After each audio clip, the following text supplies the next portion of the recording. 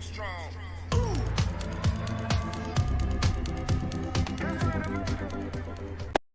Coders, welcome to channel coder ji. और आज के इस लेक्चर में हम बात करने वाले हैं types of keys in SQL server. तो जैसा कि आप स्क्रीन पर देख पा रहे हैं, 7 तरह की कीज़ यहाँ पे डिफाइंड हैं। सुपर की, कैंडिडेट की, अल्टरनेट, प्राइमरी, कंपोजिट, यूनिक और फॉरेन। तो ये आज का जो भी टॉपिक हमारा होने वाला है, ये थ्योरेटिकल होने वाला है कम्प्लीटली, क्योंकि इस चीज़ से जो इंटरव्यूअर है वो क्वेश्चंस कम पुटअप करता है और करता भी है।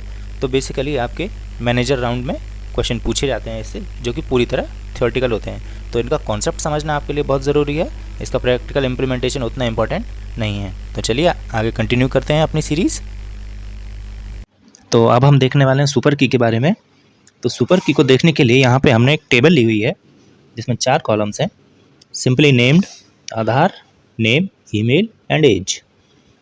तो आधार कार्ड में जैसे कि आप जानते हैं, सभी का आधार कार्ड नंबर यूनिक होता है। नेम कॉमन भी हो सकते हैं और डिफरेंट भी हो सकते हैं। ईमेल भी इसी तरीके से सबका यूनिक होता है और एज सेम या डिफरेंट जो भी हो सकती है। तो सुपर की का काम होता है इस पूरी टेबल में से मुझे सारी यूनिक वैल्यूज़ ढूंढ के ला के देना। बट यूनिक कीज़ तो प्राइमरी की भी ढूंढ के दे सकता है, तो मुझे सुपर की ज़रूरत क्यों पड़ी? देखिए प्राइमरी की पूरी टेबल में एक हो सकती है, लेकिन सुपर की एक या एक से ज़्यादा इस कॉलम को ऐड करके बनाई जा सकती है। और जो प्राइमरी की होती है वो सबसेट होती है सुपर की का। अब प्राइमरी की मैं किसी एक पर्टिकुलर कॉलम को असाइन कर सकता हूँ। मान लीजिए आधार को बना सकता हूँ, या सिर्फ नेम को बना सकता हूँ, या सिर्फ ईमेल को, या सिर्फ एज को। बट सुपर की में ऐसा केस नहीं है। सुपर की सिर्फ मैं आधार नंबर को बना सकता हूँ, आधार नंबर प्लस नेम को भी, नेम प्लस ईमेल को भी, और एज प्लस ईमेल को भी। ऐसे बहुत सारे कॉम्बिनेशन बन सकते हैं जिनकी मदद से आप इस पूरी टेबल में से रोज़ को या डेटास को इजीली फैच कर सकते हैं यूनिकली। तो यही था हमारा सुपर की के बारे में। तो कैंडिडेट की एक प्राइमरी की तरह होता है, जिससे हम किसी भी टेबल में कॉलम्स को यूनिकली आइडेंटिफाई कर सकते हैं और उसकी हेल्प से हम किसी भी रो को डाटा के रूप में फैच करके ला सकते हैं। अब बात आती है कि जब हमारे पास प्राइमरी की है तो हमें कैंडिडेट की ज़रूरत क्या है। तो प्राइमरी की सिर्फ सिंगल या यूनिक होती है किसी भी टेबल में।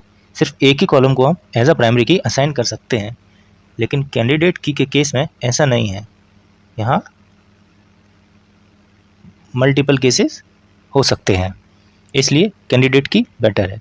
तो कैंडिडेट की क्या होता है, वो एक या एक से ज़्यादा एट्रीब्यूट से मिलके बनी होती है। जैसे कि मान लीजिए हमारी टेबल में एक आधार नाम का जो कॉलम है और ईमेल नाम का जो कॉलम है, वो दोनों ही कॉलम ऐसे हैं जिनकी हेल्प से हम डाटा को यूनिकली फैच कर सकते हैं। इसलिए ये दोनों कैंडिडेट की हैं। इनमें से अगर मैं किसी एक चीज़ का यूज़ करूँ, ईमेल या आधार में से, तो वो प्राइमरी की कहलाएगा। अब इनमें डिफरेंस क्या है? कैंडिडेट की में कोई भी नल वैल्यूज़ नहीं आ सकती हैं और सारी की सारी यूनिक वैल्यूज़ का होना मस्ट कंडीशन है। तो चलिए कैंडिडेट की के बारे में बस इतना ही। बढ़ते हैं आगे अपने अगली की तरफ। तो चलिए अब बात करते हैं हमारे अगले एट्रीब्यूट प्राइमरी की के बारे में। प्राइमरी की का जैसा कि मैंने आपको पिछले वीडियोज़ में बताया था, जब मैं कंस्ट्रेंट आपको पढ़ा रहा था, कि प्राइमरी की only contains unique values, no duplicate values allowed. और ये अकेला ही काफ़ी है किसी भी रिकॉर्ड को फैच करके लाने के लिए। इसीलिए ये सबसे ज़्यादा यूज़ होने वाला एट्रीब्यूट है अभी के टाइम में। तो जैसा कि आप सब जानते ही हैं, ज़्यादा एक्सप्लेन करने की ज़रूरत मुझे लगता नहीं है कि मैं अपनी प्रेजेंट टेबल में से आधार को या ईमेल को, इन दोनों में से किसी भी एक को प्राइमरी की यूज़ कर सकता हूँ। लेकिन कंडीशन वही है कि ये यूनिक होती है और सिर्फ एक टेबल में एक ही कॉलम को मैं प्राइमरी की बना सकता हूँ। तो ये था हमारा प्राइमरी की के बारे में।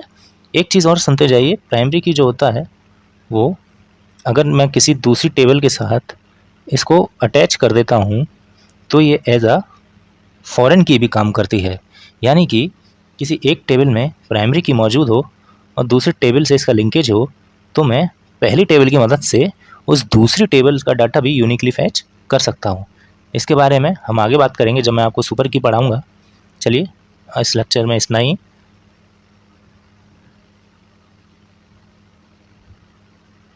चलिए बढ़ते हैं अब हमारे अगले की तरफ। तो यूनिक की का इंट्रोडक्शन भी मैंने आपको कंस्ट्रेंट्स में दे दिया था। यूनिक की वो कोई भी ऐसा कॉलम हो सकता है जिसमें कोई भी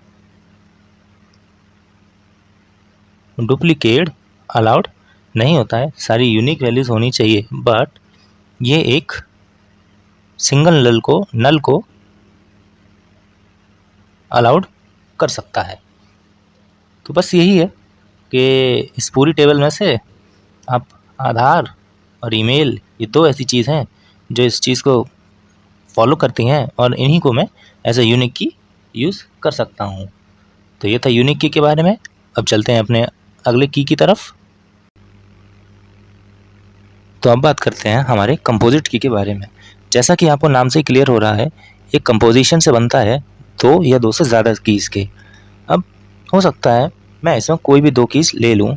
मान लीजिए मैंने आधार और नेम ले लिया है। अब आधार और नेम मिला के तो मैं यूनिकली फाइंड कर सकता हूँ, लेकिन सिर्फ नेम की मदद से मैं यूनिकली फाइंड नहीं कर सकता हूँ कि जो भी रिकॉर्ड है वो मेरे पास सिंगल एंटिटी है या डुप्लीकेट भी प्रेजेंट हो सकता है, इसकी कोई गारंटी नहीं है। लेकिन जब मैं इसे कंपोजिशन में यूज़ करता हूँ तो मेरे पास गारंटी है कि जो भी रिकॉर्ड आएगा वो यूनिक होगा। इसी तरीके से नेम और ईमेल भी मेरे पास सेम रिज़ल्ट देंगे और आधार प्लस 8 से भी मुझे सेम ही रिज़ल्ट मिलेगा। तो ये था हमारा कंपोजिट की के बारे में। तो अब देखते हैं हमारे अगले टॉपिक को, जो कि है अल्टरनेट की। अब अल्टरनेट की क्या होता है, मान लीजिए जब आपके पास कोई भी एक टेबल है गिवन है, अब इसमें एक से ज़्यादा ऐसे रिकॉर्ड्स हैं जिनको आप एज अ प्राइमरी की यूज़ कर सकते हैं। तो मान लीजिए मैंने यहाँ पे ईमेल को एज अ प्राइमरी की यूज़ कर लिया, लेकिन मेरे पास एक आधार नाम का कॉलम भी है जिसको मैं चाहता तो प्राइमरी की बना के वैल्यूज़ यूनिकली निकाल सकता था। इसी चीज़ को हम अल्टरनेट की कहते हैं, यानी कि एक और दूसरा तरीका या दूसरा कॉलम जिसकी मदद से मैं सेम चीज़ कर सकता हूँ। तो ये होते हैं हमारे अल्टरनेट कीज़। तो आइए चलिए समझते हैं हमारे फॉरेन की के कॉन्सेप्ट को एक बार फिर से। तो फॉरेन की, जैसा कि मैंने आपको बताया था कंस्ट्रेंट के टाइम भी, एक लिंकेज होता है दो टेबल्स के बीच में। लेट्स सपोज ये दो टेबल हैं और मैं यहाँ पे लिंकेज इस्टेब्लिश कर रहा हूँ। तो ये जो फॉरेन की के बीच में कनेक्शन इस्टेब्लिश होता है, ये होता है 1 to many टाइप का, यानी कि जो मास्टर क्लास होगी उससे चिल्ड्रन क्लास में एक से ज़्यादा कनेक्शन इस्टेब्लिश किए जा सकते हैं। आई होप आप ये समझ रहे होंगे। तो मैंने इसको थोड़ा और डिटेल में एलेबोरेट करने के लिए यहाँ पे दो टेबल ली हुई हैं। एक टेबल डिपार्टमेंट की है और एक टेबल टीचर नाम की है। अब जो टीचर नाम की टेबल है वो यहाँ पे as a master class treat करी जाएगी और जो डिपार्टमेंट टेबल है वो एज अ चिल्ड्रन ट्रीट करी जाएगी। तो जैसा कि आप देख सकते हैं टीचर आईडी और डिपार्टमेंट आईडी के बीच में एक लिंकेज इस्टेब्लिश है जिसकी मदद से हम डेटा एक्सेस कर सकते हैं डिपार्टमेंट टेबल का, जबकि हमारे पास सिर्फ टीचर टेबल का ही डेटा अवेलेबल होगा या सिर्फ एक टीचर आईडी नाम का ब्लॉक ही अवेलेबल हो। तो टीचर आईडी की जो भी यूनिक वैल्यूज़ हैं उसे हम प्राइमरी की मार्क करेंगे